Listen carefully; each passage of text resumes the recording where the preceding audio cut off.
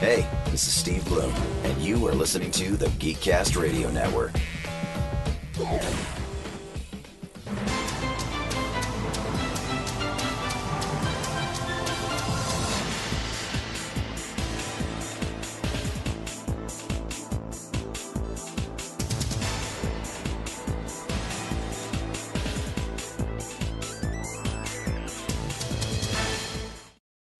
Hello and welcome to Altered Geek Unlimited, episode 65. I'm your host, Steve Megatron Phillips, and joining me this week is a different duo of mics. But we're both fat. Yeah. One of us has a beard, one of us not so much. Tag team combined weight over 900 pounds. There we go. We are Earthquake and fucking Typhoon. Power level 9,000. Yeah, pretty much. As you can tell, he is Birdman Dodd. I am DF2 and Mike. And what a week it has been, hasn't it, boys? Yes. Yeah. Let me see. So, in the last 24 hours, I've learned several things. Evidently, when you're Mike Dodd, don't express yourself on social media, because you might bring people down. But, by the same token, evidently, if you prefer Netflix over Hulu, you are worse than Mecha Hitler. And that's worse than regular Hitler. Like, we're talking worse than Genghis Khan, man. With a robot suit. That's serious shit right there. Yeah. So, you guys were telling me, before we got on the air here, that you have received death threats. Yeah, it was about a month ago or so. So, was this just some random toolbox or some regular listener, or was this seriously, I'm going to come to you in the middle of the night in darkness and destroy you? Please tell me it was. More or less, I think it spawned out of an old episode of GCR. Either GCR or Tooncast or something. They were commenting on years old content, and then basically said that why are you always talking about Hulu or Netflix instead of Hulu? There's all these other sources, and we're like, well, at the time the shows weren't available on that, and we didn't have it, so we didn't list it. You know, so it's like someone threatening to break your knees because you prefer Google Chrome over Firefox. It's basically that kind of preference. I mean, it wasn't even a favoritism thing, and they were kind of saying that it was a favoritism, so they actually created like a Geekcast Radio must die email and like started trying to flood my inbox with like a couple annoying people. But And then in part of the email it said, you guys are really bullying people into watching Netflix. And I'm like, I am. Yes. I am not bullying anybody. And you can pick your damn streaming service. I don't care. The easiest thing for me to find stuff on is Netflix. And I use Hulu. I use Hulu for He-Man and Masters Universe for our Powers of Grayskull podcast. You know why I prefer fucking Netflix? Because they have apps on my gaming consoles. Sure, so does Hulu, but here's the big secret. Hulu doesn't crash every 30 minutes. Whereas Netflix can be stable for days. And Hulu has commercials. Yeah, whereas Netflix doesn't. Even the WWE network is more reliable than Hulu, and that says something. I know. And the funny thing is Steve mentioned the commercials, and all I can think of is every time now that Optimus Solo and I are watching He-Man and Masters Universe for Powers of Grayskull, every time I put in our Snake Mountain moments or our things we don't like about an episode, every time Hulu places a commercial mid-transformation of He-Man, like he'll say, by the power of Grayskull, next thing you see is an ad for Ford or Toyota or mobile phone or whatever. It's like, you don't place an ad mid-transformation. You find where... the commercial break that's already there. And Yes. Yeah, it's really stupid. In fact, Steve and I were talking about this a couple weeks ago.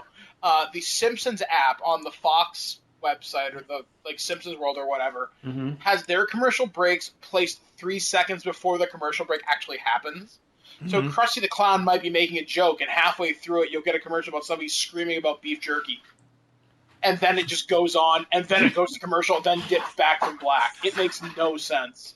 And you know what? This would be an intern's job for like a month, because all they have to do is look at time codes and just go, okay. It's literally a checklist.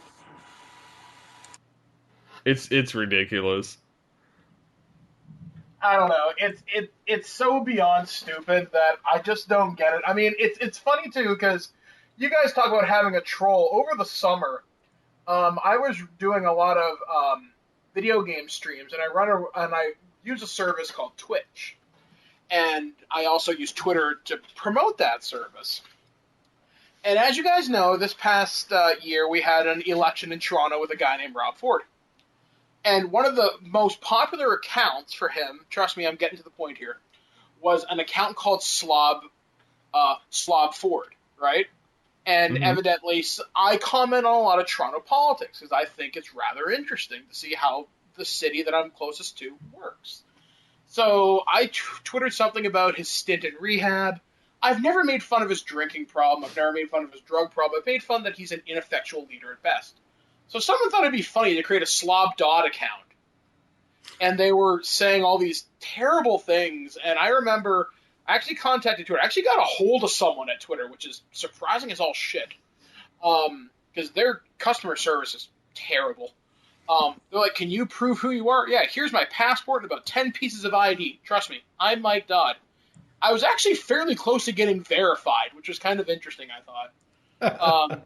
But yeah, I'm just thinking, who the hell has time for that? But then again, we live in the era of 4chan. We live in the era of Anonymous. We live in the era of YouTube comments. Where any asshole with an internet connection can post whatever they want, and that's their right to. It's the internet, it's the era of free speech. You should not be censored.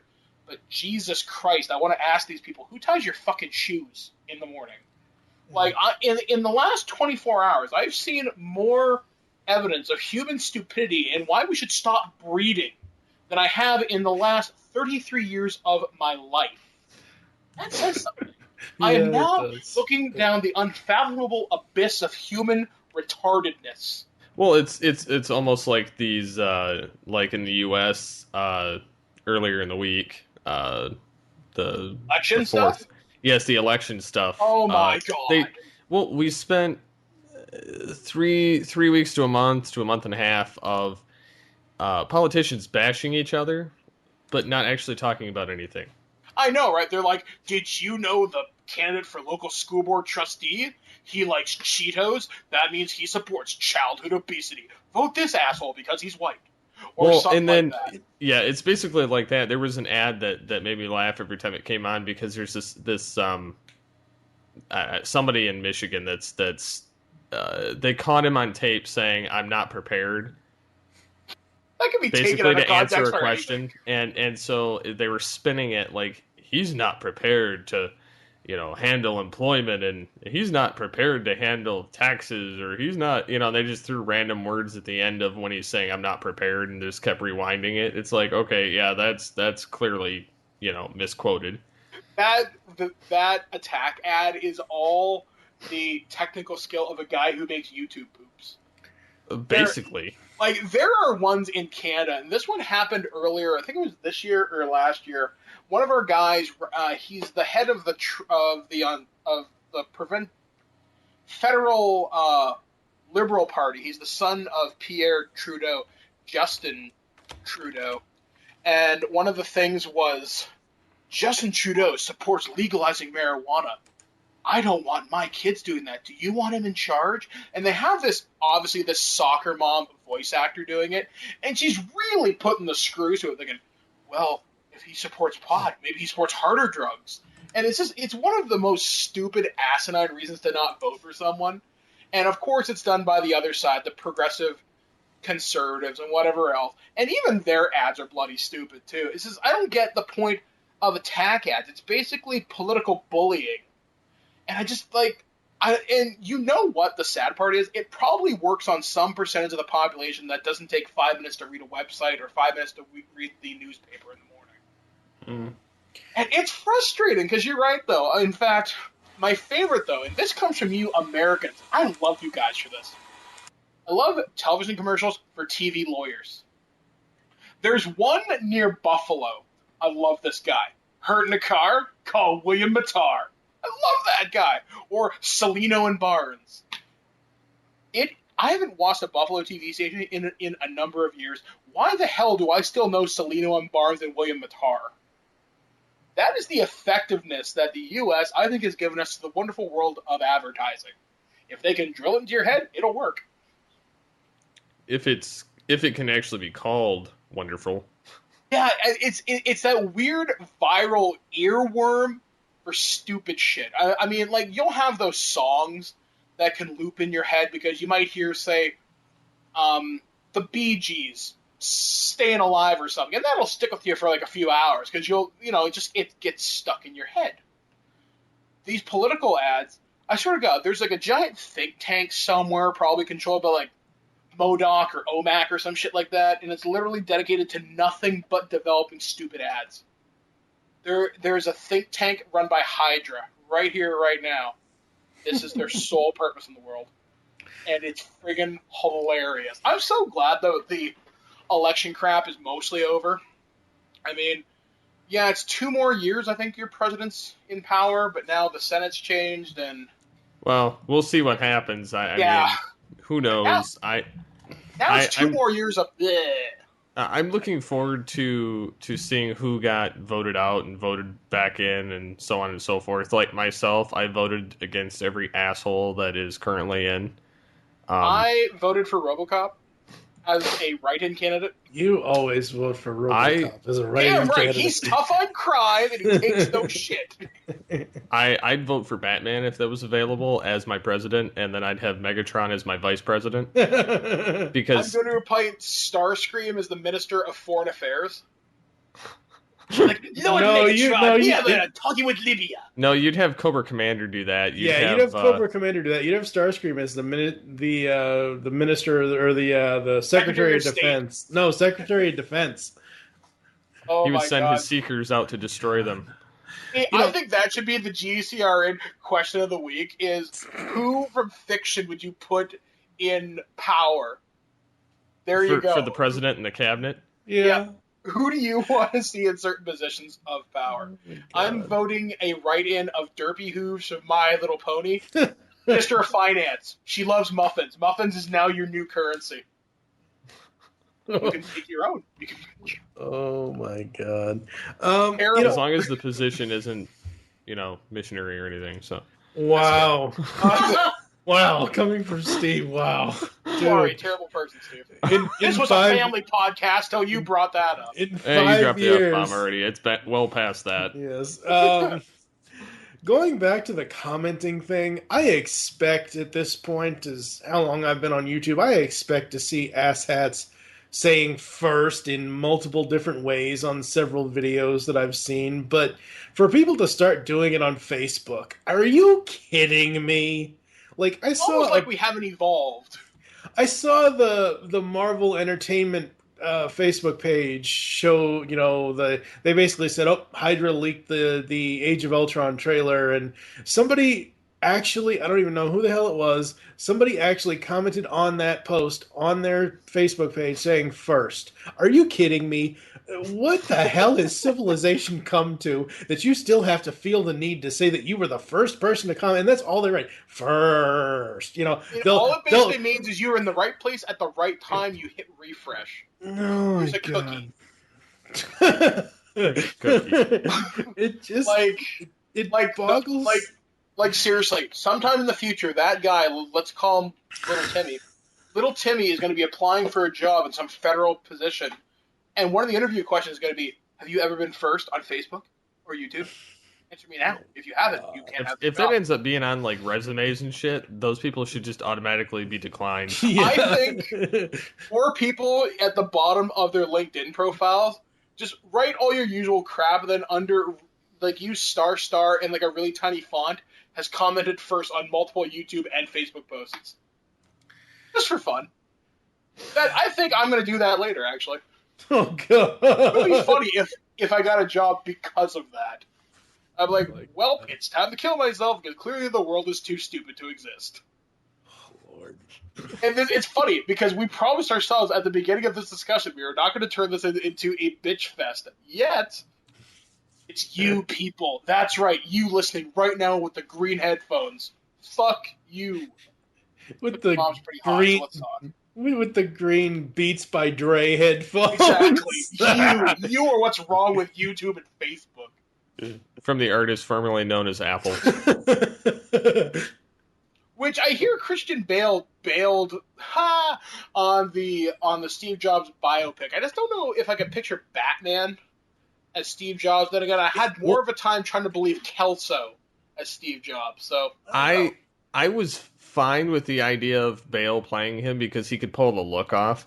The only thing I'd be a little irritated with is if he got mad and he started going, "Where are they? Where are the iPhones? You can't fire me." You want me to fucking trash this OS? My God, See, I don't know. I mean, that's a story. I think it does deserve a big screen serious treatment. I just think they need to cast someone unknown. Because anybody in Hollywood, you're going to associate them with whatever else, right? Well, I mean, it's like the thing with Ashton Kutcher. Was he bad at it? No. I think he played it very well. But he got a lot of bad rap because of all of his, That 70s Show and because of 2.5 Men and... Where's My Car and everything? Yeah, I mean, he got a bad rap because usually he plays the stoner. Yeah, and that's terrible because I really like Ashton Kutcher. He did a movie, I guess it'd be about 10 years ago now. He did a movie called The Butterfly Effect. Oh, that was such a good movie. And there's one part at the end, and it made me really respect him as an actor, where he tells the girl he's supposed to fall in love with to fuck off or something.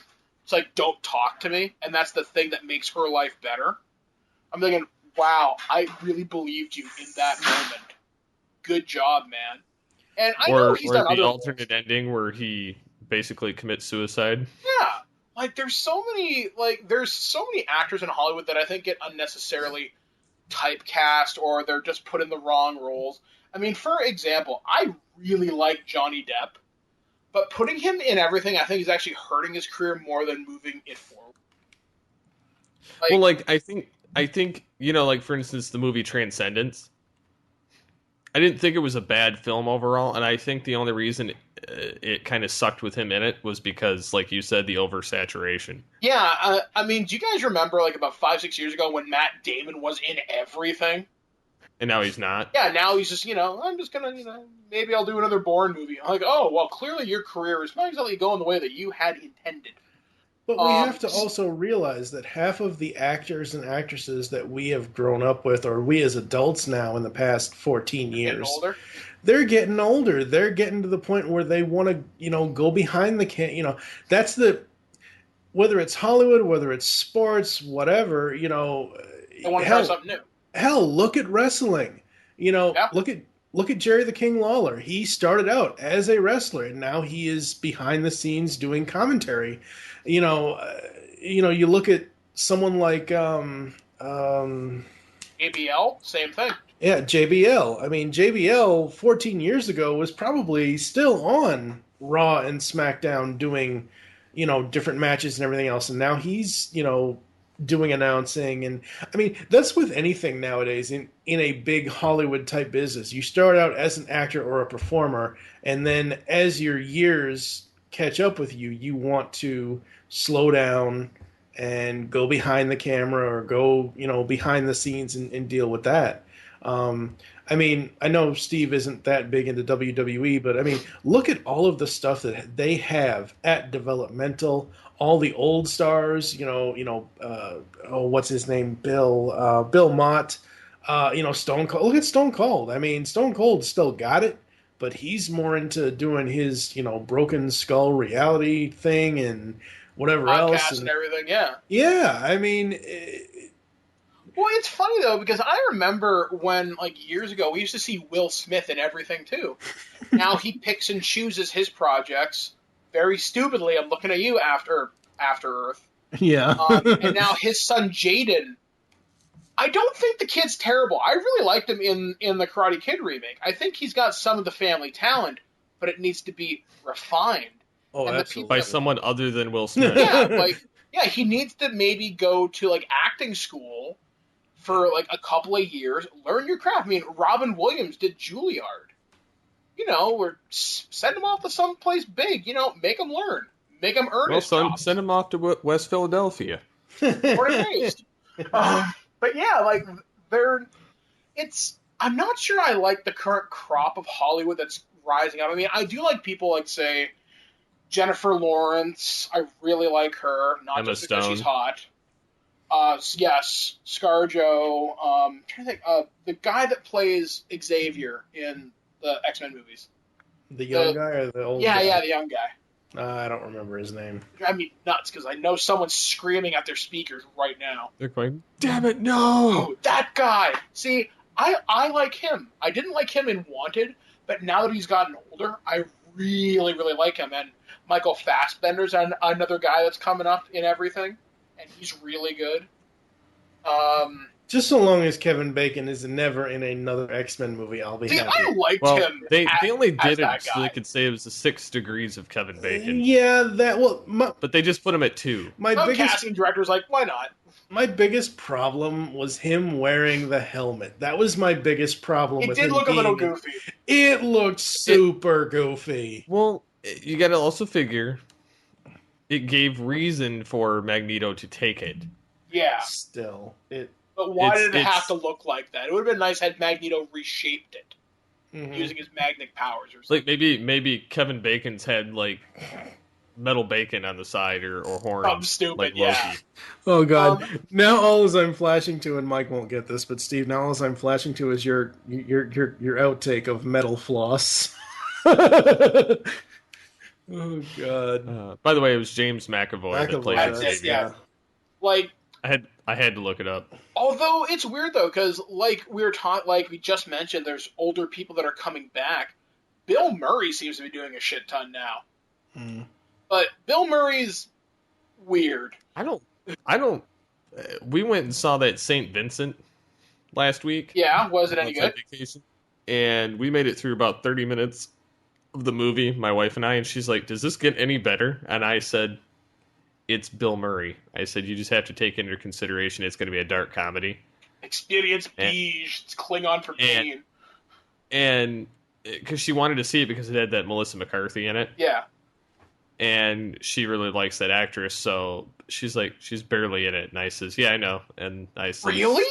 I you wanted to go see this? And she's like, "I thought you wanted to see it." I says, "Fuck no, I didn't want to see this. I wanted to go see Guardians." And so she's like, "Well, Ouija just started about 30 minutes after we got into this movie. Let's go walk across the hall." So we did.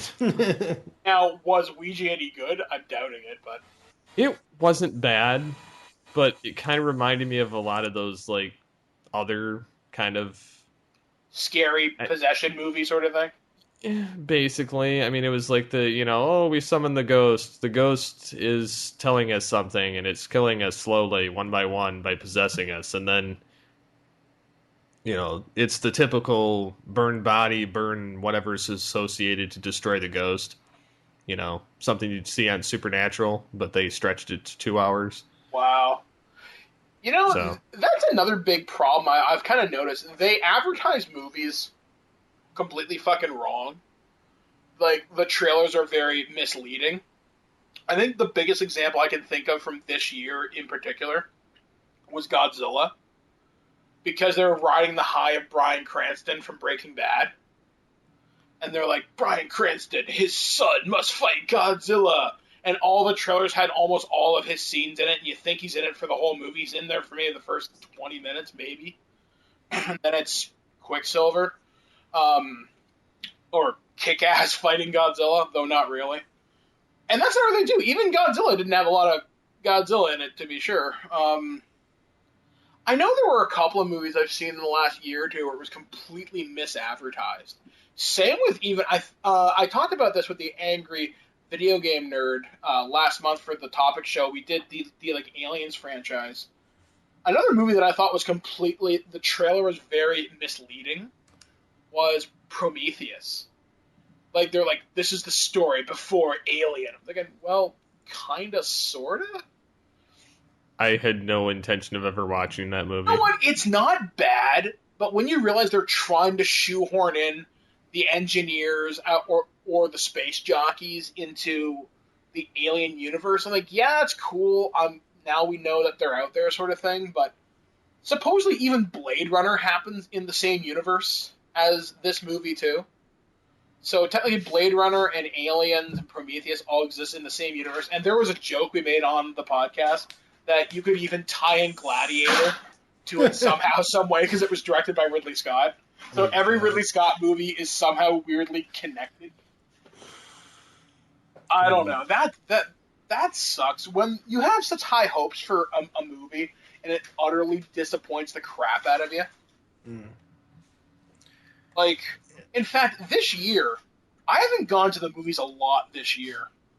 And one of the other movies I thought was completely misleading by the trailers was Transformers 4 Age of Extinction.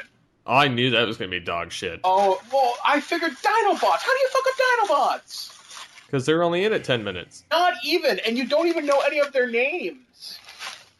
I think to me that was the biggest offense to me. I mean, notwithstanding Mark Wahlberg screaming every 10 minutes, but I'm an inventor! Okay, Mark Wahlberg screaming every 10 minutes is better than the last 10 and a half hours of Shia LaBeouf being in those movies for me. But at least Shia LaBeouf moved the plot forward. Barely. Barely, but he did, whereas... He was a functional idiot that served a purpose. Whereas Mark Wahlberg was like, honey, hand me my alien killing gun.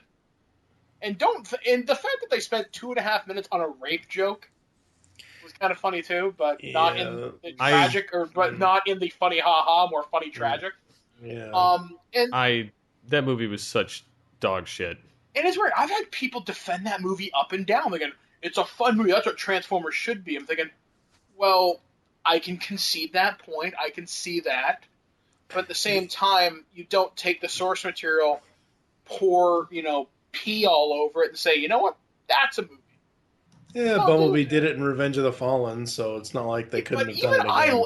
See, I'm a Revenge of the Fallen apologist. I like that movie to a certain extent, but I see the problems with it. There were a lot of issues with it, a lot of bad MacGuffins and bad writing, but overall it wasn't a terrible film. Yeah, I mean, it wasn't... We weren't sitting at the screen thinking, when is this going to end? With Transformers Age of Extinction, I remember looking at my watch a few times thinking, Jesus Christ, is it still going? I'll say this, for the franchises that we know and love that have had their two films this year for their 30th anniversary, Transformers and Turtles, for me personally, Turtles was so much better, but at least Transformers was refreshing for me because it was a completely different cast and it wasn't the same old tired Shia plot. I'm glad it focused on a different human. Yeah. But I wish the human meant something. Yeah. Like honestly, if they had the movie focus on, the robots, it might be actually somewhat good. And they had what I felt to be a fairly good idea that this military unit is hunting down Transformers because of, Chicago. And that they should have just had Robot Master and just, Yeah, I wanted Frasier teaming up with that dickhead killing people. That would have been cool. Not Marky Mark fighting Frasier and Optimus Prime. Which is funny. In the last 10 minutes, that movie pulls a Poochie. What I mean by that is, I know he randomly says, I must go now. And he just floats up and leaves Earth. Like, that ability would have been really useful in, Revenge of the Fallen or... I don't know. You know what? If Optimus Prime could have flew in Revenge of the Fallen, Jetfire wouldn't have had to die. Optimus Prime is an asshole. Yeah. A colossal one. Well, yeah, I mean, that's another thing, too. He straight up kills Frasier. Just blows him away. He's like, when I find him, I will kill him. Like, that's not the Optimus Prime I know. That's Optimus Prime unhinged off his meds. And I feel sorry for him. And he should never complain about it. Basically, what you're saying is the Bay Optimus is an American version of yourself. Yes, I will kill anyone who questions me. And I will do it with a robotic John Goodman. Okay, come on. You got to give Goodman something. Him as Hound. I thought he was good as Hound, actually. Okay. I liked Hound, and I think... What was the name of the green one It wasn't Springer. No, you're talking about the other green one. That was The other green meat. God, that was Crosshairs. Yeah, Crosshair. And that was Bender from Futurama, wasn't it? I think so. Don DiMaggio or something. Yeah, I think so. Underutilized. That's one problem I have with the Transformers franchise. They have this rich lore and all these really interesting characters, but they're never used. Yeah, and they pulled Drift right out of the comics just to put him in the movie, and he's blue. Seriously? And I don't know. It's just it makes me mad that half these things are reduced to quick cameos. Like hell, RC was in Revenge of the Fallen, and she's in it for like I'm thinking maybe less than 40 seconds. Yeah. And then they kill one of the RC twins or something. It's like, what the fuck, really? Mm-hmm. That Skidmark and Buttflap get more screen time. Skid Character mark who's and actually butt flap. beloved and could bring in new female fans to the franchise. So we get, hey, Cracker. I don't know. And What's to Cracker talk like? about Turtles, too. That one I thought was a pleasant. I don't want to say disaster. I felt it was a good effort, all things considered. It was a good effort, but you can see where they had to scrape because of certain plot details. Like the whole thing sure with they shoot in Shredder. Well, that's what I'm saying. The whole thing with the fan reaction online. Oh my God, you're gonna have a white guy, William Fichtner from Armageddon as Shredder? Really? Seriously? And yet they leave him in with a purple tie, and it leads you to believe he is Shredder, even though he isn't. It's so stupid. Maybe he's Shredder 2.0. Oh Lord. This isn't even my final form. What I found absolutely Just interesting. like Frieza. What I found absolutely hilarious about Turtles is they, at least for me, it's a Bill Cosby reference. They pulled in Buck Buck, and I'm like, nobody fucking knows Buck Buck. Like, one of the weird casting choices for that movie was Tony Shalhoub as Splinter, and he didn't do a terrible job. No. But it was just, that's a really weird casting choice. I would have went with the guy who did Drift's voice, Ken Watanabe. Yeah. That would have been awesome. I would have you know actually I would have actually either done one of two things with Splinter. At first I was kind of hesitant about Tony Shalhoub because I know, and I know this is me typecasting him, but I know what I've seen him in, like stuff like Wings. He was, the one of the people in Wings and whatever else. But the two things one of the two things I would have done, I would have either gone back to the cast of the old cartoon and got Peter Renaday to do it, or I would have gotten the new cast, Hoon Lee, who is the Splinter in the 2012 cartoon series, and had him. That wouldn't be a bad choice, actually. No, not at all. Now, didn't they force in Karai, too? Like, I vaguely remember She's that. barely there. Yeah, she's like, this is Karai. What? Yeah, she's barely. And the I'm foot soldiers Karai. look like I'm a G.I. functional Joe idiot. people. Although, all things considered, I think me and Steve have talked about this before. Specifically, I was talking about Man of Steel. Mm-hmm. And I've got a problem with that, but I'll talk about that in a minute. But it's a good argument. Well, see, and Mike Powers likes that movie. It's the movie can't that stand it. needs to launch a franchise, but it's not our franchise. So what you're saying is it's the movie we need right now, but not the one we deserve. That's exactly my argument.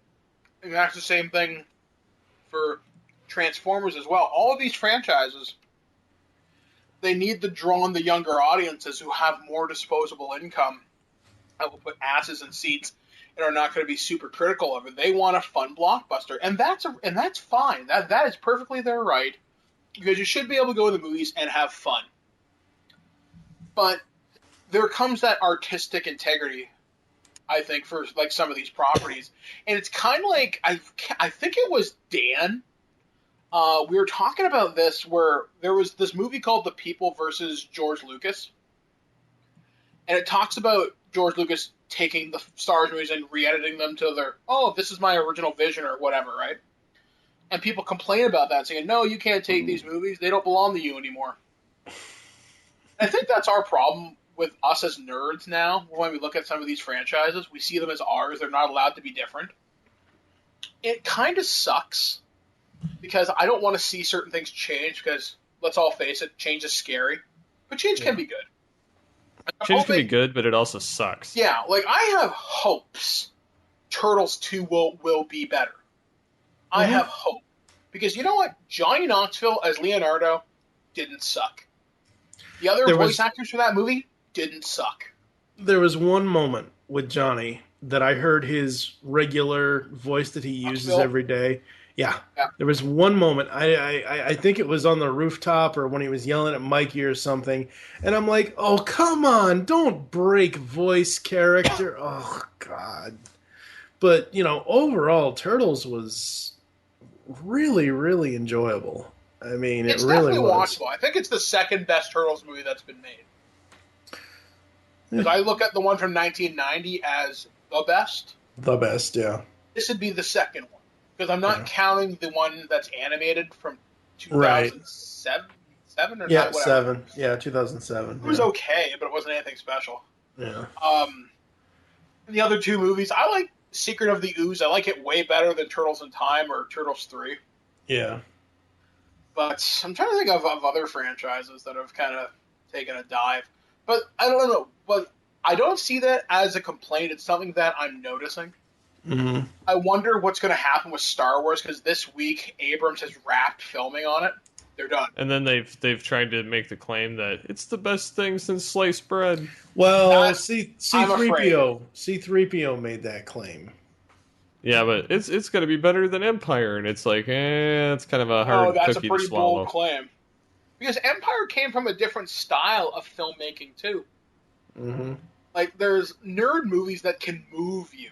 And I think Marvel has come the closest in certain ways, and the Christopher Nolan stuff.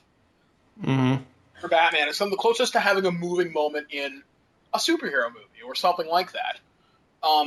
They tried to do the moving moment with Abrams and Star Trek Wrath of Khan, or not Wrath of Khan, Into Darkness. Just call it what it is. Yeah, Wrath of Khan, take 2. No. Wrath of Khan, part 2. Wrath of Retcon. It's terrible, and I don't know. Like, to say it's better than Empire, that's a pretty bold statement. Like I said, it's two different styles of filmmaking, but you know what? Maybe Abrams can pull it off. Blair's showing me stuff from his TV show Alias, and Abrams can direct. He can do some really impressive stuff when he wants to, and can be a really effective storyteller when he wants.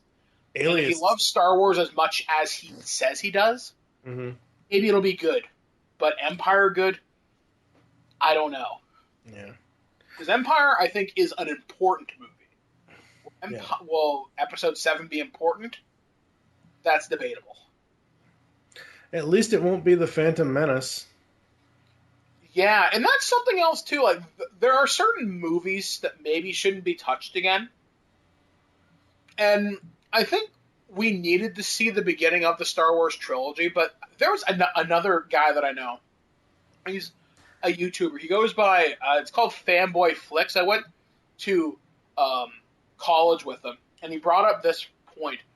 You guys remember a couple years ago they remade the Halloween movies with Rob Zombie?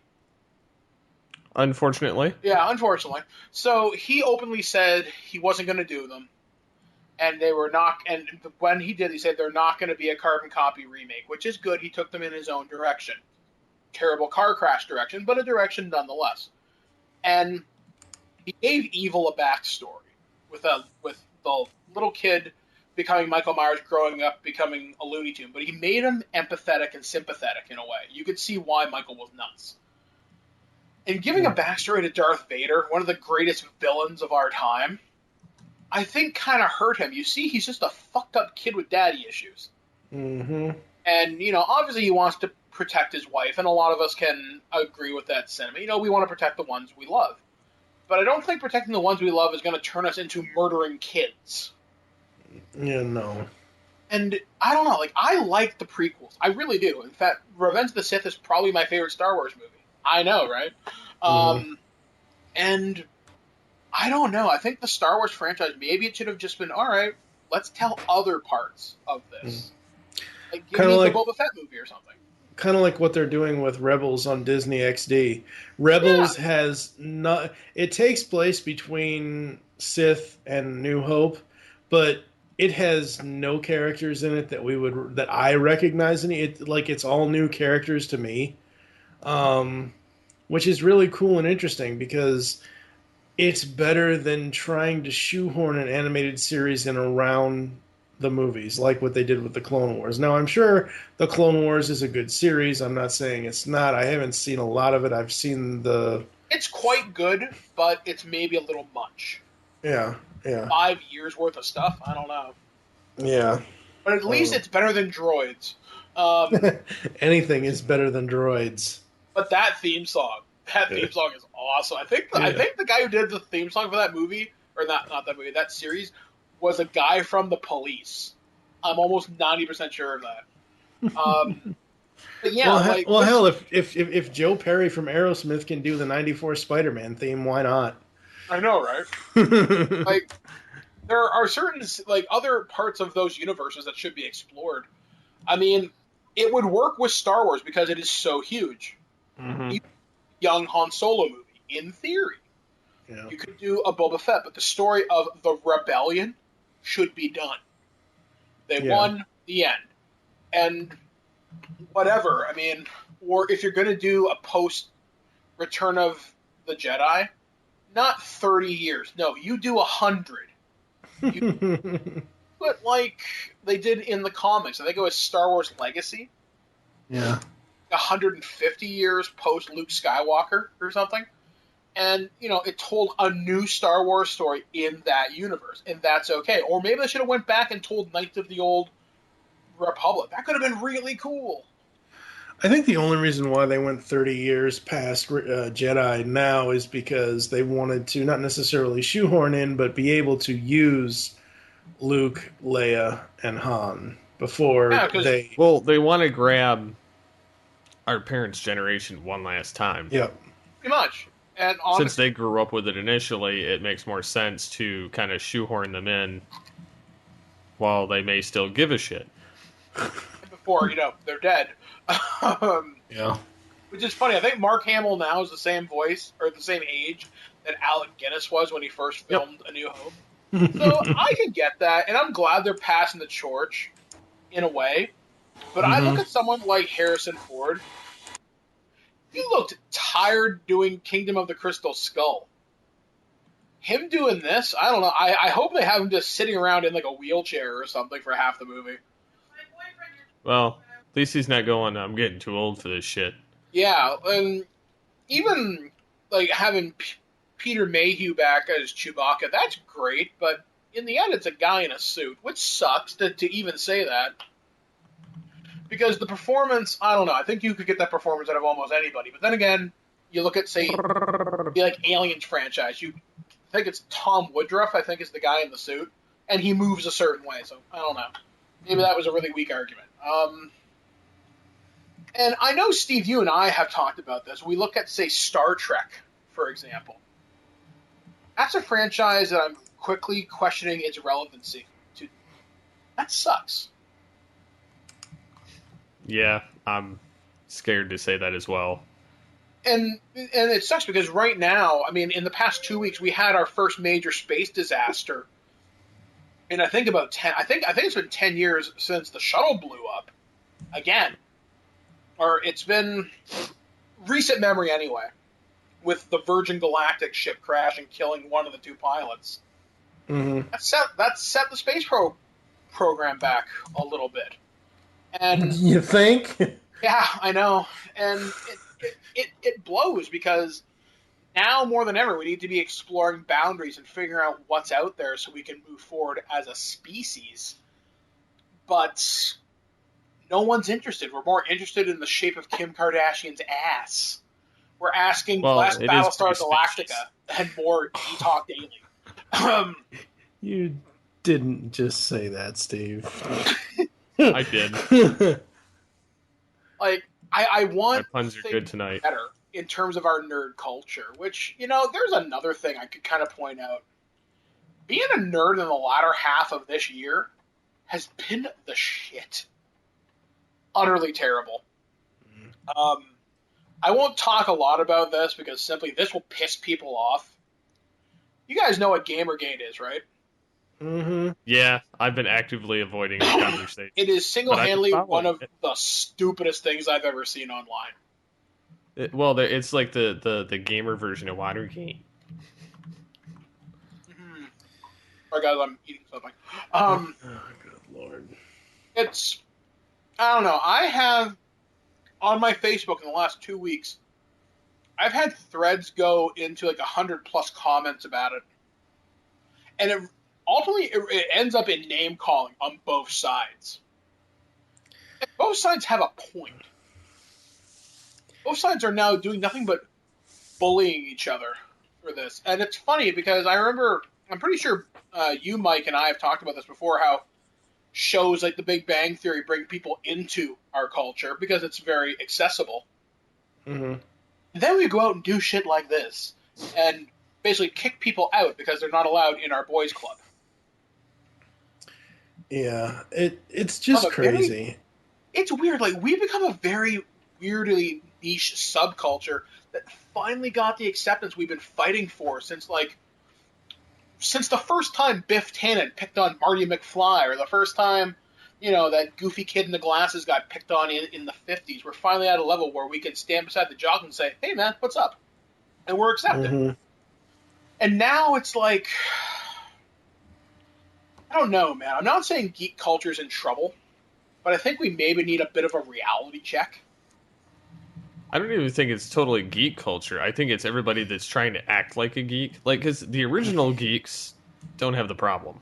Mm-hmm. We were just there. Yeah, I know I'm going to probably catch shit for saying that, but it's true. Yeah, I mean, it used to be about enjoying stuff. At this point in my life, I'm about to turn 35 in February coming up, and it's like, I don't.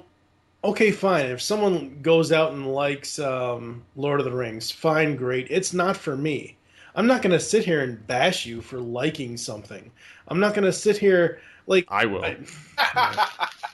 You're just that spiteful. You're turning into the me that was about 5 years ago. It is true. I am hitting that age.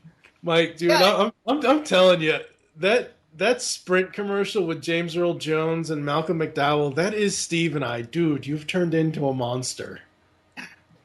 It's weird just kind of watching ourselves kind of grow up and being very aware of it at the same time. Because I remember I would take people to task. Like, fuck, Mike, I remember giving you shit over Lord of the Rings years ago. And it's, I don't know, it's one of those things where I hope we grow up. Goes into Avengers and kills it both as Banner and the Hulk. And it's like, I fucking told you so. Yeah, that's true. You completely called that. And you are right for the rest of your life. although Mark Ruffalo Watts 2011 was hilarious. Like, I don't know. It's weird being, like I said, being aware and cognizant of things changing. Yeah. And I think a few of us are hip to it. Like, we're like, okay, cool, we can, not suck anymore. But I don't think enough of us are aware of it yet, that things are going to be good forever. Like, there's going to be a big tidal shift how things are perceived. And that's why I wish there was a series like Star Trek right now. And I know that's a really weird tie-in, but hear me out. Star Trek in the 60s spoke to the problems that were happening in the world. Mm-hmm. And they used, references to racism and whatever. To have a series like that right now would, I think, be kind of nice, because I kind of think now we're almost in that again, where we're having lines divide among really bizarre lines, like class warfare again. I mean, it's not the race war, but you could argue that with the Ferguson stuff that happened earlier this year as well, which admittedly, it sucks to be a different color. Like, I'm Native, for example, but that's a whole different kettle of fish. I'm not touching that. I'll catch shit for that in the comments. So say it sucks, but we're not here to talk total politics today. Like, Star Trek held a cultural relevance, and it spoke to people, and it got people having a conversation. I don't see many television shows generating that conversation now. Maybe some of the more serious stuff like The Newsroom. You could even put a point to The Walking Dead generating a conversation, but though I don't know what that conversation is. That's Are that terrible in to each other. well, that in my personal opinion, when it comes to Walking Dead, that conversation is entirely fictional in our heads. Like, I don't know. I have never gotten on the Walking Dead freight train. I never will. It's just not, I'm sure there are shows that I love that people just don't care about, and that's all well, good, and fine. But you know, I think the problem with geekdom and pop culture and geek culture today is it's not just us, but it's I have to say this, listeners. I'm sorry to say this, but I have to. It's friggin' Hollywood. It's fiction. Instead of coming up with new and exciting fiction, everything, it doesn't matter what it is predicated upon a plot stereotype that we've seen in the past 30, 20, 15 years of our lives. It just is. There is no originality anymore. Well, didn't someone there's some huge novelist, some historical guy, and I wish I knew his name. Didn't he say something like there's only 6 types of stories, we just change them around a little bit? Mm-hmm. Like man versus nature, nature versus nurture, blah, blah, blah, blah, blah. Mm-hmm. And it's true. I mean, I'd like to see more interesting content out there. I mean, for me, at least, to talk about Walking Dead for a moment, a friend of mine online has said it's terrible apocalypse fiction. And I can see that because, sure, zombies are a big problem in The Walking Dead, but it's the living that you have to look out for. Like the governor, the guys from Terminus, or why is my wife sighing and looking at the floor? She's not a Walking Dead fan, is she? Oh, no, she loves the show. Although, okay. To mention that, though, she is a teacher in elementary school. And that's grades 1 to 8, right? Yeah. She has grade 8s spoiling stuff for her. And I think grade 8s, certain people can handle fiction of a certain harshness if you're raised right. Yet it's not about blowing away the walkers and blowing people's heads off. It's about doing what is necessary to survive. Isn't Walking Dead TVMA? Yeah.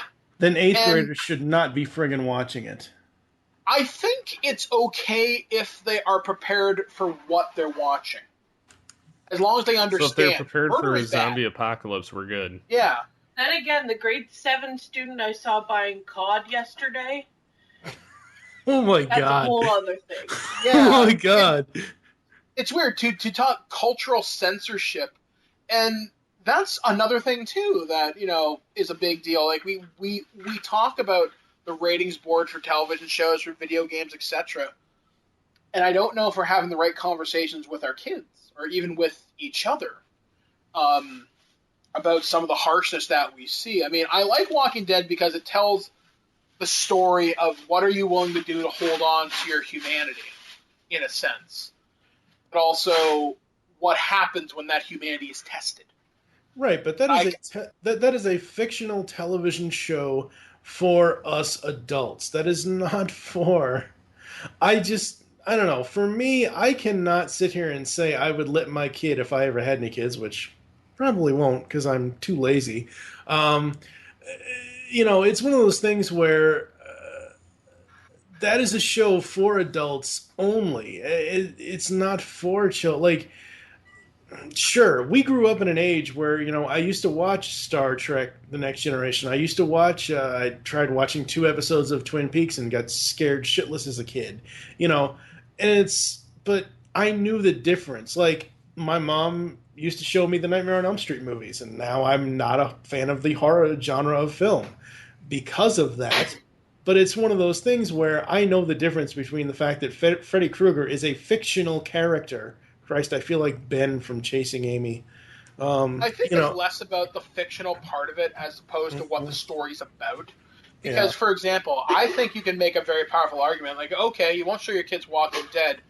Would you show them a documentary about the Holocaust, for example? And I know that seems really weirdly Not opposed. not at 8 years old. Not at, Then again, my parents didn't hide much from me. Like, I Yeah. knew the world was messed up at a very, very young age, and that made me curious to pursue more about it. But we grew up in a different time, though. You look at Yeah. now, Mike, and look at how children are growing up now. They're growing up with the internet. They're growing up with Twitter, with Facebook, with YouTube, with all this stuff. And it's instant. Like with us, it wasn't so instant. It was, we had to read it in a newspaper or watch a news program or, Read on an encyclopedia. Get on an encyclopedia and actually friggin' read. I don't know how to read. Actually, it's weird. My wife just whispered in my ear something she wants me to actually kind of mention. I'd like to get your guys' thoughts on this. Okay, we pretty much agree Walking Dead for a kid's probably not a good idea, right? No. Yeah, we agree on What about that. a show like, say, Doctor Who? That's meant to be for children, surprisingly. I haven't watched enough of it to give an But opinion. you would agree it's not blood, guts, and gore and machine guns. It's not like The Walking Dead, no. But I'm sure there are plenty of adult themes in that show, like adult humor in that show. Well, That is, I don't know about that so much though. Only for the fact that if you look at things, even looking at Star Trek, Mhm. it's pretty fucking solid for you could let a kid watch it. My parents did, and I turned out fine. Now, Blair had told me at the schools that she works with, I'm not going to obviously name names, right. students have to have a permission form and be above grade 5. Yet in the 60s, once again, different time frame, I agree, the original Doctor Who program was developed for children. Hell, the Daleks showed up in, I think, like the second episode, and they're scary as shit. Even though they look like salt and pepper shakers. But still, regardless. It's weird that kids now are not like we were back in the 80s, in the 90s, and I don't think I like where this is going, if you catch my meaning. Yeah. Like, you mentioned kids have access to all this information, Facebook, Twitter, Google, YouTube, etc., and they have this really weird sense of entitlement. Yeah. Like the world is theirs. It's not ours anymore. It's theirs. There's no sharing about it. And you look at the celebrities that are coming out of that age group, like your Selena Gomez's, your Justin Bieber's. You don't see a lot of altruistic behavior out of those people. Maybe Selena Gomez. But you look at, say, someone like, say, Bono or Johnny Depp, known for doing big bits of charity work. Mm-hmm. And actually, my wife made a very good point about this. Okay, we know this year Amanda Bynes has had some issues, to put it delicately. And this is a year where mental health has become one of those things where people are seriously talking about it. And even relating to my own personal situation today, it's a joke or it's not well understood. Mm-hmm. You make fun of someone about mental health, and you look at Robin Williams' suicide this year. Mm-hmm. You're laughing at Amanda Bynes and yet mourning Robin Williams, there's a problem with you. Mm-hmm. As they both suffer from some form of mental illness, whereas one may prove to be a punchline on, Jimmy Kimmel or something. One of them ended with one of the greatest comedians of the last, I don't know, however many years, taking his own life. At least the last 5 decades. I mean, the Exactly, man at least that's 50 years. Yeah. See, here's the thing. When I see stories like the Amanda Bynes thing or a Kardashian story or a Bieber story or whatever, I just shake my head and go on and don't even really think about it, because that's not the generation I care about. Like, I'm fine, looking at new actors and actresses in Hollywood and seeing what's coming for later on in my life, for what I'll have to deal with. Because let's face it, like I've already said in this episode, Denzel and Tom Cruise, love him or hate him, are all taking different roles now. All taking different roles now. Harrison Ford, Mel Gibson, even Sly. Sly can't do the Expendables forever. As much as I wish he would, he can't. Yeah. They're all going on to different roles and different things. And Hollywood has, at least in the last 6, if not the last 14 years, changed dramatically. Yeah, you're right. And it's right now, I care more about revisiting the generation I grew up with as a child than I do caring about what's coming now from this generation. We just which movie was it? My buddy Doug Abel and I. Doug Abel does Talking About My Generation. It's his podcast, and we just did a movie where we talked about the differences in how movie posters were done. Crap, what the hell film was it? It was it was the Teen Wolf poster, the original Teen Wolf poster, because we did it for Halloween. We talked about how posters were done back then versus how they're done today, and it's completely different. Oh, absolutely. Because you look now, they're all lazy photoshops. They're not Whereas drawn. back then, they were drawn by artists like Drew Struzan and stuff like that. Yep, exactly. And I think it's more of a thing of the times they are changing, and it's not even the more things change, the more they stay the same, because they don't. I mean, you look at anyone that's in the media today, whether they're making news or they're reporting news, and again it goes back to that instant access of how much our civilization has basically evolved in the last 30 or so years. Because now we have this internet generation, and they're going to be the ones to lead the charge to save the world, so to speak, because there are some issues that do need to solve in the next generation or two that need to be addressed. And it's like, I know we all talk about looking back on our generation with rose-colored glasses. Our generations weren't perfect either, but I think something was fundamentally different with them, and I think it was I feel like maybe I'm not right in saying this, but this is how I feel. Like there was more of a respect for each other. Now it's all me. Yeah. And I don't like that, because I want to care about everybody. And honestly, I've never shared this story before. This past August, when the Ferguson riots were happening, I cried over a world event that was happening 800 miles away from me. And the more I see problems like that rise up in the world, it makes me want to care about things. And I really do. I really do want to help the world in any way that I can. But I don't see others outside of a select few giving a crap. Like, you saw it got buried in the news until it couldn't be avoided. And that's another political conversation for a different day. My point being is this young group of people has the potential to do so much good, and they have. Hell, even groups like Anonymous and 4chan have done some good. They've also done some terrible things, too. But I like to believe in the collective good of people, but I find that hope fading. And I don't like that. Yeah. People always ask me, or people always... My buddy Paul, Optobotomus on YouTube, he always makes fun of me for never really going outside the house. And one of the reasons why I barely go outside of my house is because I, in general, hate dealing with people, because I have so much more common sense than half the people that, like, somebody will yell at me from down the street, and it's like, I don't know you. And let me guess, they're calling you fat or something, right? No, it's like, okay, for example, and I understand this is a problem. Don't get me wrong.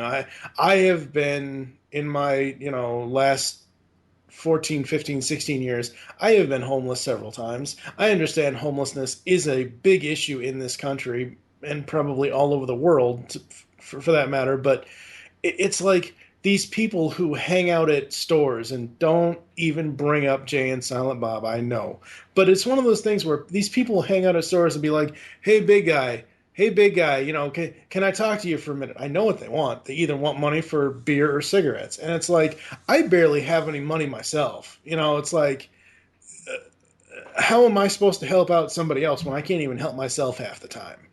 And so it's like one of those things where I basically live my life on the internet at this point. I mean, yeah, sure, there are several times a week per month, that I have to go out and go do stuff for my mom and whatever else. But it's like, in general, I am happiest sitting at my desk on my computer interacting with people that I've probably never, I mean, to this day, about, we're 5.25 years into the GCRN's lifespan. Steve and I have never met.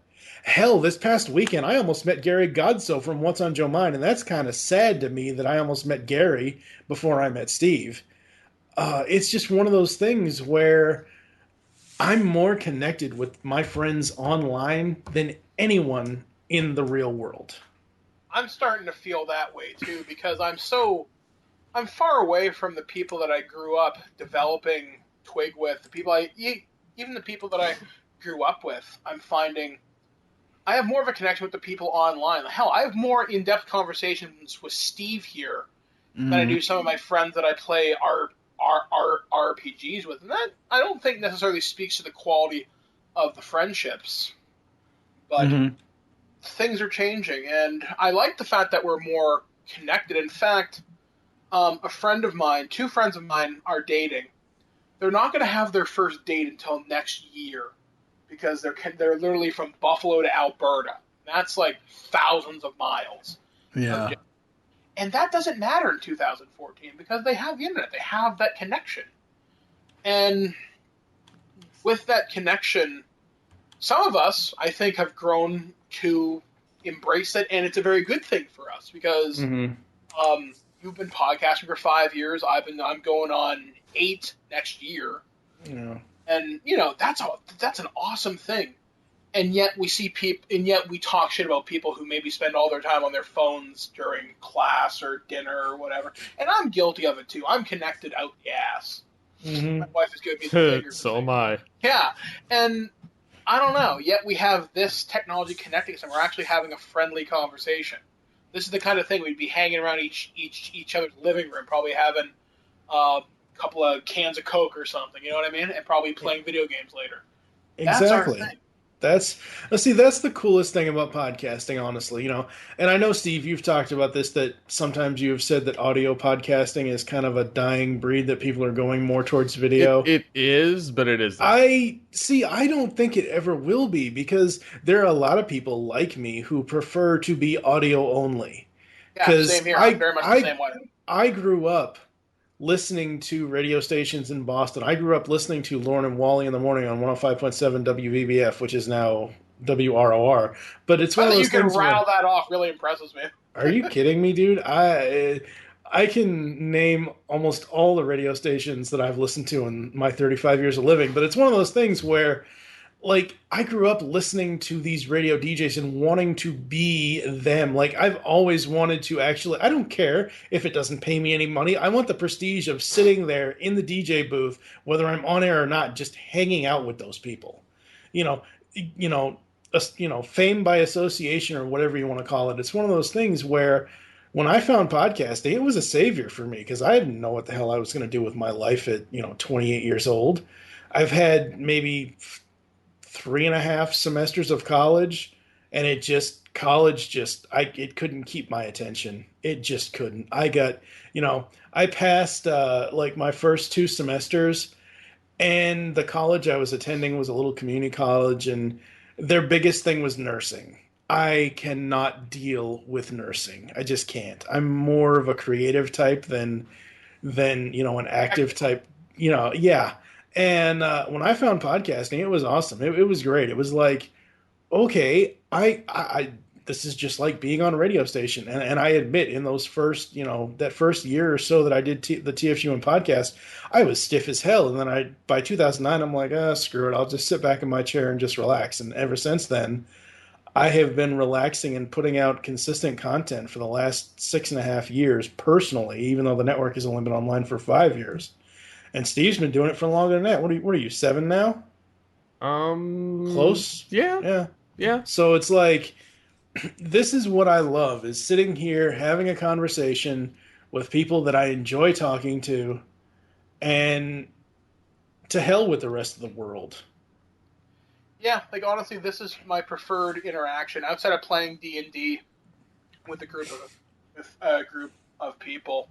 Right. Yeah, I just honestly, I would honestly say podcasting probably saved my life in a number of ways, and I really have to thank people like Steve Saylor for basically introducing me to this world Mm-hmm. of interactive media. And I never realized I wanted to be an entertainer until I first got working at a TV station as a technical op.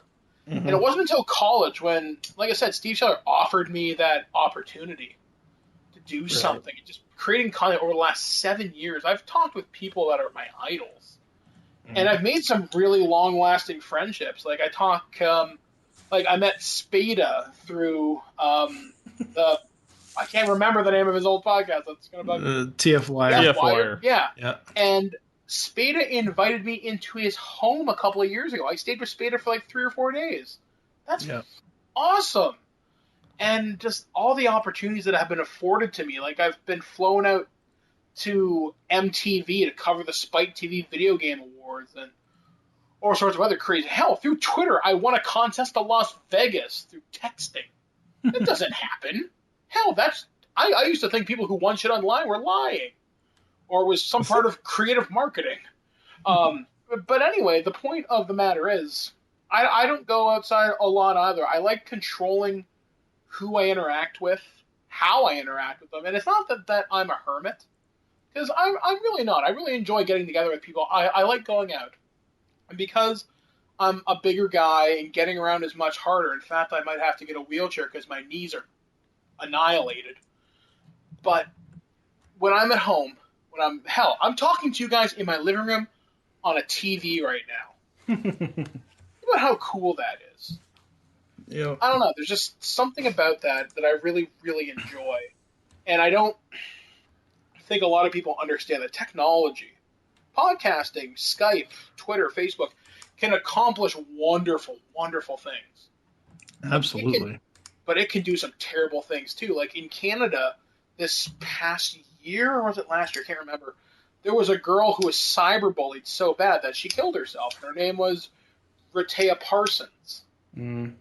And I remember that. And, cyberbullying is a big problem. It really It is. is. Yeah. And, and it sucks, though, that because there's probably people like us who enjoy the technology like us that don't have the familiar feelings that we have with it, where, they go online and maybe bad things happen. But they Right. know it's their only safe space. Yeah. I don't know. It's like no matter where you go, you can't win. Pretty much. Yeah. But Kind of sucks. it really Yeah. kind of does. But there are good people out there. I Oh, think absolutely. we number among those people. Oh, absolutely. And like, it's funny. I look at our little group, our little gaggle here, like GCRN, Twig, TF Wire, etc. All these different podcasting networks and shows.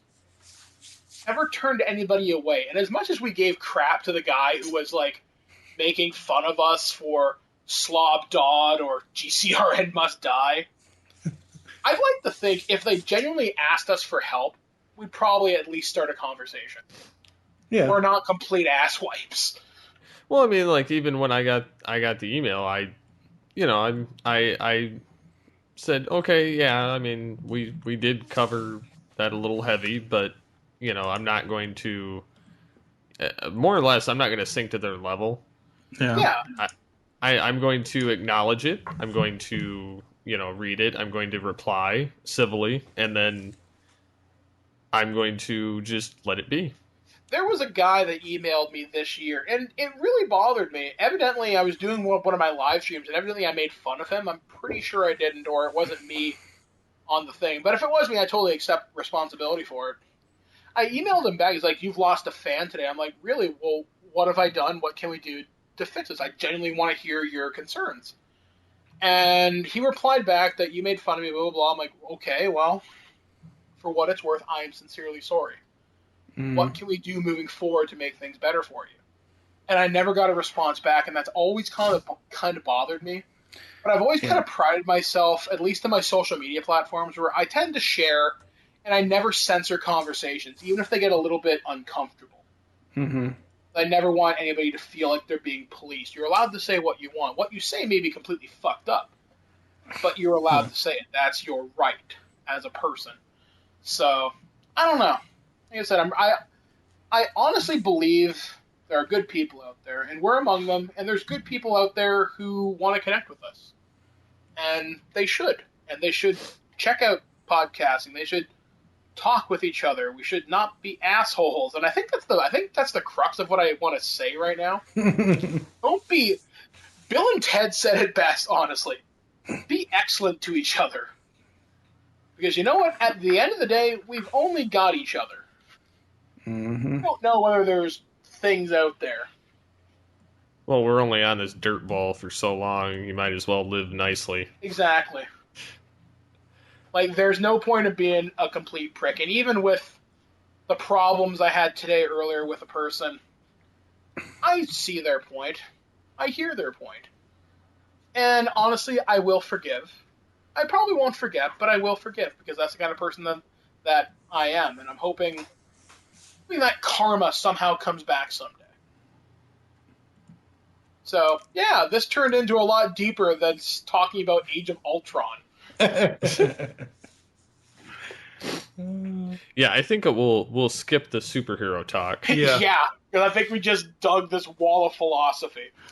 Exactly. I think honestly that's the episode. Yeah. Well, before we sign off, I guess since there was a little bit of conversation on the episode post, I'll bring that up briefly. I will say that we will hit the superhero DC versus Marvel stuff a little bit next week, along with the DC convergence, the speculative, what we think anyway, as far as when we'll see a Batman versus Superman teaser. Mm-hmm. Just It's PC. Super Bowl. Yeah, I'm either thinking that or we're going to see at least a 30-second shit teaser during Hobbit. Mm. If we see one at all. It'll be like one of those ones they did for The Dark Knight or Dark Knight Rises. It'll be like a voiceover with music, and then it'll go to like something. Yeah. But I'm thinking that's going to be the focus of it. But anywho,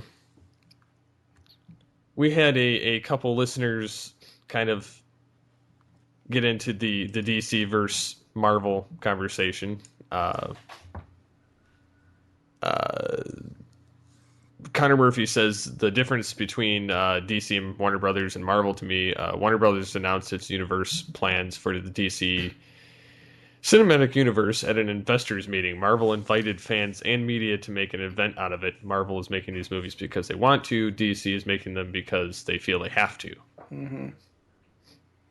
I don't disagree with that statement. There seems to be a lot more love and passion at Marvel, at least in terms of who's in charge of the studio. Mm-hmm. And the projects that are being developed. Like, for example, this is the one I almost always bring up with this. People expected Guardians to be Marvel's first flop. It's only second to the Avengers. Holy shit. Which is amazing. Which is, yeah, astounding. A movie about a talking raccoon and a fucking tree guy is somehow big. I saw that, and I actually really liked it. So yeah, and like, I have no previous knowledge. I knew about the Guardians of the Galaxy, but only because I bought the Marvel trading cards. I didn't know who any of them were because I knew about the Infinity Gauntlet storyline with Gamora and Drax. I didn't know who fucking Star-Lord was, or Rocket Raccoon, or Groot. I think I knew Groot only because I've read about him recently, but even still. I don't know. I with DC, you can tell they love Superman. They love Batman. But they don't believe in anything else. Well, they write it like it's a Batman or a Superman movie. They don't write it like a good movie. Yeah. And, you know, there's arguably good Superman and good Batman movies, but where's my good Green Lantern movie? Where's my awesome Wonder Woman's movie, right? And because Marvel threw down the gauntlet and said, you know what? We are a business. We are filmmakers. We are geeks. Here's what we're going to do. And Marvel treats its fans very, very well. Hell, And they treat their actors that way too, and that's why their actors are so geeked about it as well. yeah, I mean, Robert Downey Jr., this will be the role that carries him into retirement. Absolutely. And he'd be happy with it. Well, I mean, think about it this way. They could wrap up his character after Avengers 3. He could never do the character again. He'd be set for movies for life, and he could do anything else he wanted. Yep. He could do nothing. He could come back and direct whatever. Avengers 4. Something, yeah. Like, there's so many possibilities open to these people, and their legacies are now cemented. Like Chris Evans, he says he's going to retire from movies after the Avengers stuff is wrapped up. He's made his mark. Now he wants to do other things. That's cool. Someone like, I'm trying to think who else was really made. Like Robert Downey Jr., like we just finished saying, his career was shit for a long time. Iron Man brought it back to the forefront. I mean, I think he was on, what, Ally McBeal or something? For a while. It was okay. Yeah. He was on a lot of things, but because of his addiction problems in the 90s. Yeah, he was basically blacklisted. Yeah. And it brought him back. The saddest thing, and I'm not afraid to admit this, but the saddest thing as a kid, the only movie I ever had seen his name in was alongside Sybil Shepherd in a movie called Chances Are from 1985. I had not seen him past that movie until Iron Man. I think there was a movie, I saw it on the front of a different movie, but it looked really cheap, and I'm not even sure whether it was Robert Downey Jr., but it had Molly Ringwald in it, and it was called The Pickup Artist, or something like that. And I'm thinking, Jesus, man, I haven't seen you in, like, anything, or if I have, it's like minor background character 12, or something, or you're like a side cameo or something. You know, it's something always very small. And you see how much he champions Marvel, and that's great. Although someone like Sam Jackson will be remembered for Pulp Fiction mostly. Well, see, that's the thing people with... will remember him as Nick Fury, too. Well, see, that's the thing with Sam Jackson. He's done so much in his career. I mean, people will remember him as Zeus from, Vengeance, from Die Hard with a Vengeance. People will remember him from A Long Kiss Goodnight alongside Gina Davis. People will remember him from Mr. Glass. Mr. Glass from Unbreakable.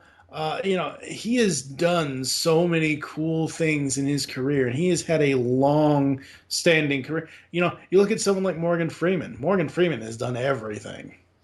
Morgan Freeman is known for his voice. Yeah, I mean, he has done everything. With Andy Dufresne. Yeah. I mean, from Shawshank, from a prison movie to being Lucius Fox, God. Yeah. Bruce Almighty, yeah. And Evan Almighty, but yeah. Well, to lesser extent, Evan Almighty, but yeah. So rounding back to the feedback, so we can. Yeah.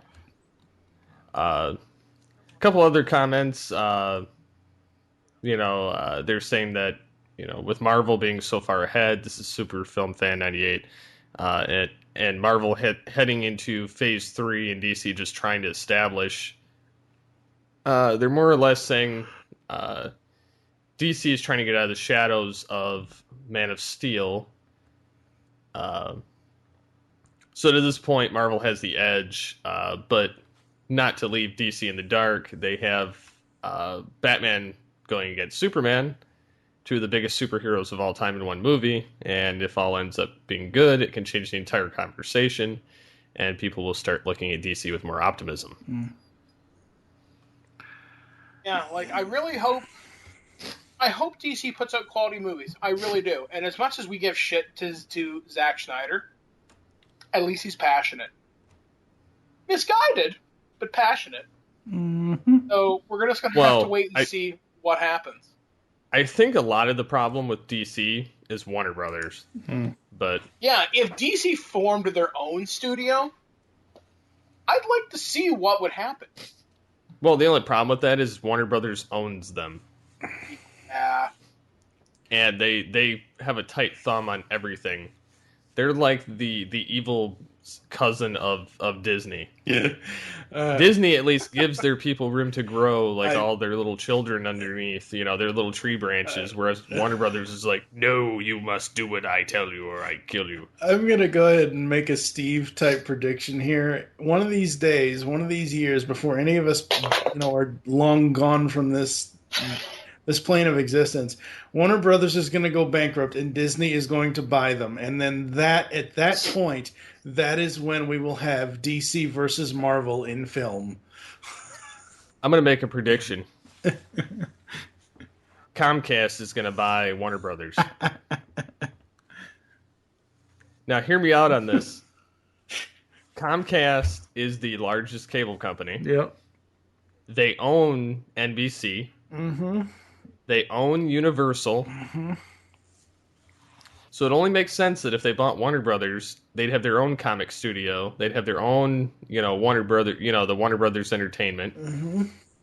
They're already buying Time Warner. But wouldn't isn't there some kind of like monopoly law or something in there? They used to actually fight the monopoly law, but if you really want to argue that, look at how much shit Disney owns. Yeah. They own Lucasfilms. They own Marvel. They own Marvel's Entertainment. They own the Muppets. They own everything. They really do. So, and Disney owns television stations. They own ESPN. They own, so it's they've got a lot of branches too. So the whole, antitrust, monopoly, that kind of crap. The only time that's ever been called into play was Microsoft in the 90s, and that's because the government didn't know what to do with it. Yeah. Oh, God. Imagine if Disney bought Sony and Microsoft. It won't happen. I know. Microsoft will eventually buy Apple. No, that'll never happen. Don't say never. They'll fight tooth and nail, but we'll have to wait and see. I'm the one that said that Disney was going to buy Lucasfilms. I said Lucas is going to pony up and sell to Disney. Yeah. Mark my words. Something like this will happen. Yeah. I think Comcast will buy Warner, but they're already halfway there. Then Justin Washington says Marvel sees the possible issue with oversaturation. That is why they have moved away from making superhero movies and are now making movies with superheroes in them. Mm. Yeah. Guardians of the Galaxy has more in common with Star Wars than it does Batman, and Captain America: Winter Soldier was a spy thriller with great action. Yeah, and I'm really curious to see what they're going to do with Civil War, because there are so many great storytelling possibilities with that. About pitting friend against friend and safety versus freedom. That's going to be, if they play right, it'll be amazing. And imagine Doctor Strange is probably going to be their new fantasy property, because Thor Ragnarok will probably be the end of that. Mm-hmm. They'll kill Thor and then they'll introduce the female version. Oh, let's not go down that rat hole again, please. I just don't. I don't know enough about the female Thor to speak about it, unfortunately. I know there's like a character named Valkyrie, but I think that's different. So it is. It's she Thor, but just stop. I'm dropping it. I'm dropping. Inhumans will probably be their next superhero-ish thing, but that could even be a story like X-Men dealing with like outsiders. Mm-hmm. How they kind of fit in. That'll be interesting. Inhumans is the property I know the least about, but I'm the most curious in. And supposedly Ant-Man's like a heist movie, like Ocean's 11 or something. Oh, Lord. That could be fucking awesome. Like, that could be like Guardians and actually have a real sense of humor about itself and be really funny. If you see George Clooney show up, you know you're going to see nipples, so. I think that'd be really funny if he did like a cameo as Danny Ocean, because that would mean Danny Ocean is now Marvel canon. But that would be hilarious. But yeah, like that could be really awesome. And I think the problem is with DC, like you guys said, they're superhero movies. Yeah. They're not movies on their own. I mean, maybe the Christopher Nolan movies you could argue, but even still, they're obviously Batman versus Ra's al Ghul, the Joker, and Bane at the end of the day. Yeah. So I don't know. I guess we'll see what happens up to 2019, I think, is when the big slate has been announced till on both sides. Yeah, it has. So the two questions I'm going to ask before we sign off is the one that we kind of mentioned at the beginning of the show. The who from fiction would you place in the Oval Office as the president and his cabinet or the people underneath it? Yeah, I'm throwing that low blow. And do you think that Hollywood has jumped the shark not only with the Bringing Dead series back, like Dumb and Dumber or Wayne's World or Bill and Ted or that kind of stuff, or the as far as the superhero films constantly coming out and both studios blowing their load on the amount of days or the amount of years that they're going to have all these films come out. So, There you anything have you it. guys want to pimp out? Let me see. I should have a review coming up for Review a Day on the Halo Master Chief Collection sometime next week. A lot of fun, actually. As of today, my embargo lifts. You know what? Worth it. Is it a system seller? Well, if you're buying an Xbox One and you want to launch, if you want a good game to go with it, you're getting 4. You really can't bitch. And 100 multiplayer maps or something ridiculous like that. Should have a review for Call of Duty Modern Warfare. I'm just finishing that up right now. I'll have a review show next weekend. I know, I've been promising this for months, but I just got the Batman Complete Series on Blu-ray. Nice. So I will be not sleeping for several days, going through those special features and whatnot. So, yeah, a lot of good stuff this week in Geek.net, at Birdman Dodd on Twitter and Facebook. I'm always around. Mm-hmm. So, Yep. anything else? Like, No, just keep watching geekcastradio.com. I've got several interviews coming up. Actually, one thing I will mention, since it is kind of timely, right before Thanksgiving, Wednesday, November 19th, I will be putting up a special 20th anniversary interview with John Semper Jr., the producer, writer, kind of creator of Spider-Man the Animated Series. That's cool. So, yeah, I just confirmed that tonight. So that'll be going up on the 19th. Yeah, just keep checking geekcastradio.com. There's tons of stuff we've got over there. tons. Metric amounts. Yes. 5 would years you say worth. a fuck ton? Eh, Fuck ton probably. or shit ton? Either one. Doesn't matter. But which one is more?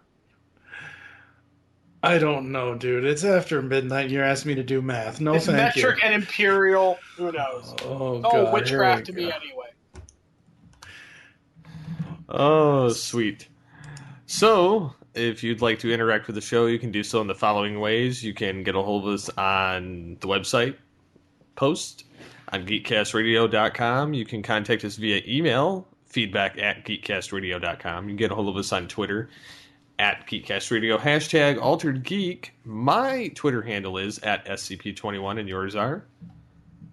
Oh, at Birdman Dodd on Twitter and at Birdman Dodd on Facebook. Like I said, I'm always around. You can also find me on Instagram, too. Oh, good Lord. TF2 and Mike on Twitter.